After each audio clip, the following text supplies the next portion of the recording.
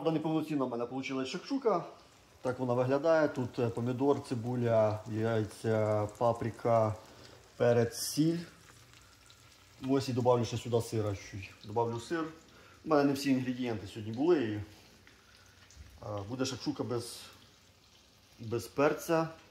Томат. Ну, томат у мене є, там томат наш йде, томатний соус, перець, зелень. Ще щось там йде. Ще щось йде. Ну таке, я ще зараз його, воно тут розплавиться сир, накрию кришечку. Готова моя яєчня.